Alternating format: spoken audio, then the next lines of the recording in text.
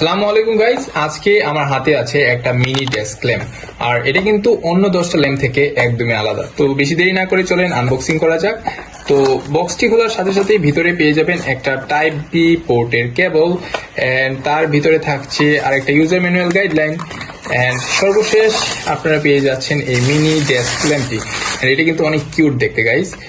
যাই হোক, এর পিছনে রয়েছে একটা সুইচ, যেটাতে টোটাল 3টা মোড রয়েছে।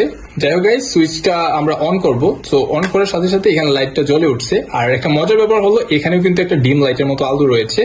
তো আমি যদি এটার মোডগুলো চেঞ্জ করি, তো লুক এট দ্য ভিউ, এখানে কিন্তু একটা আলো জ্বলতেছে অলরেডি।